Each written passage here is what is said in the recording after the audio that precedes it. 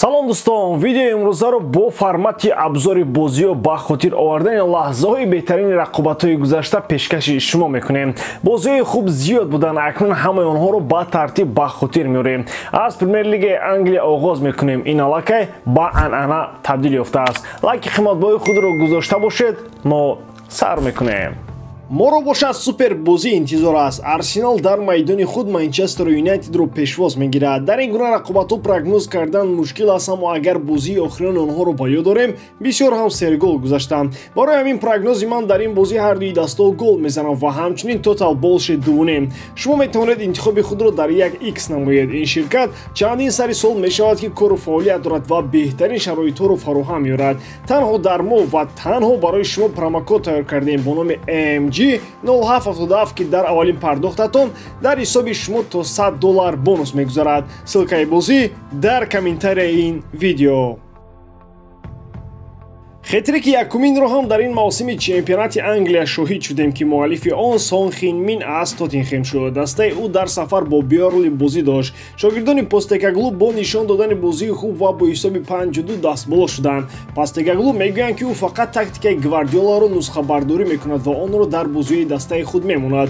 Ин тактика кор дода истодааст. Ба хетрики Сон аз Манчестер Сити дарҳол Эрлинг Холланд ҷавоб гардонд. ӯ ҳам аввалин хетрики худро дар мавсими ҷорӣ зад. Манчестер Сити дар рақобат бо Фулхем мушкилиро эҳсос накард. Шаҳриёт 2 гол дар нимаи якум зада, имконияти задани 3 голи дигарро ба Холланд дар қисми дуввум таъмин намуданд. ҳисоби рақобат 5-1. Брайтон имсол аз соли гузашта бозии хубтар дорад. Дар майдони худ шогирдони Дедзерби худи Ньюкаслро ҷазо доданд. намояндаҳои Лигаи Чемпионҳо бар зидди ҳамаи даву тозаҳои футболбозони Брайтон ягон кор карда натавониста бо ҳисоби 1-3 мағлуб шуданд.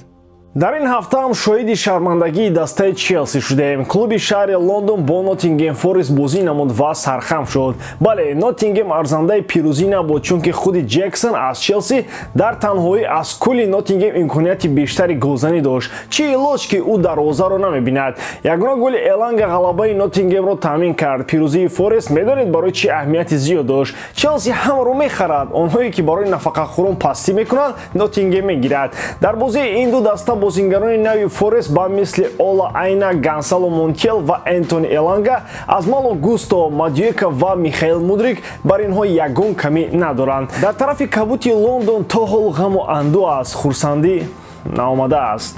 меравем ба Италия ба суроғи як бозӣ. Он ҷо бозии дастаҳои Наполи ва Латсио баргузор шуд. дидоре ки диққати зиёдро ба худ ҷалб сохт. бозӣ баробар ҷараён дошт, вале голи ғалабовари Латсио мушкилиҳои Наполиро рӯи об овард. маълум мешавад ки ба Наполи якум дифоъгари марказӣ ва дуввум сабру тоқат намерасад. кӯшиши танҳо ба пеш рафтани футболбозон ба хатоҳои зиёд меорад.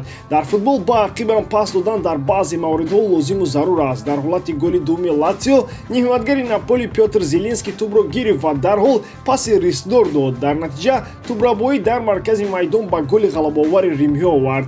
қаҳрамони феълии серия А ба мавсим он қадар хуб омода наменамояд. Испания шои нав дорад. Ҷуд Беллингем. Як оморро ба шумо пешниҳод мекунам ва шумо дарк мекунед ки чаро Ҷуд шоҳона бозӣ дорад. Дар чемпионати Испания танҳо 4 футболбоз дар 4 бозии аввалини худ гол заданд. Криштиано Роналдо, Златан Ибрагимович, Сес Фабрегас ва ба фикри шумо ки? Бале, Ҷуд Беллингем. Реал Мадрид бар муқобили дастаи Хетафе ҳамеша устуғон дар гулу бозӣ дошт.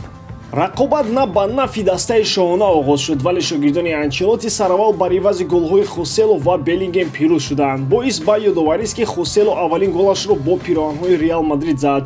Ҷуд Беллингем бошад дар 4 бозӣ 5 гол ва 1 ассист дорад. Анчелоти пас аз бозӣ ишора кард ки Беллингем дар рафти мавсими ҷорӣ метавонад 15-20 гол занад. ӯ на танҳо маҳорати голзанӣ, ҳамчунин биниши олии майдонро дорост ки ба мо кӯмаки зиёд мерасонад.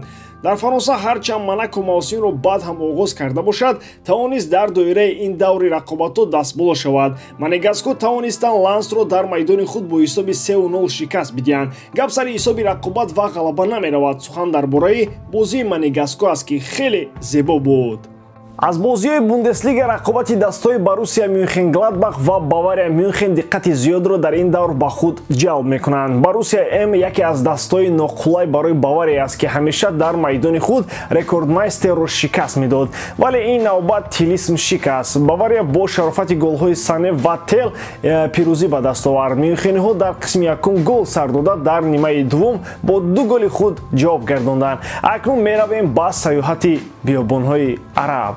шаби афсонаҳои шарқӣ барои Криштиано идома дорад. Ал-Наср бар муқобили Ал-Хазем бозӣ дошт ва бо ҳисоби 5-1 дастболо гардид. Роналду дар ин рақобат ҳам гол зад ва ҳам ассист намуд. Криштиано аввалин футболбозе шуд, ки шумораи голҳояш ба 850 адад расиданд. То 900 он қадар зиёд намондааст. Ин мавсимиро Криштиано ба таври афсонавӣ паси сар карда истодааст. Стивен Джерард, ки сармураббии дастаи Ал-Иттифоқ аст, трансфери Вейналдумро ба дастаи худ бо пирӯзӣ истиқбол кард. Ал-Иттифоқ дастаи Дамак бо ҳисоби 3-1 шикаст дод, аммо Ал-Аҳлии Фирмино ҳолаташ бад шуд. Клуби Ал-Фотеҳ бо ҳисоби калони 5-1 Ал-Аҳлиро торумор сохт.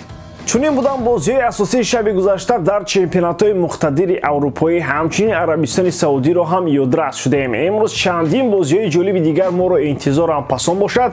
Каме ба футболи бошгоҳӣ пазмон хоҳем шуд, вале он зуд бармегардад. ба ҳамин тамом воридарам, ки эҷодкории ман ба шумо писанд меояд. Лайк, комментария ва дар канал обуна шуданро аз ёд набароред. Бо шумо мисли ҳар вақта Муҳаммад Гаиров. Хай бародарон, дар паноҳи Аллоҳ.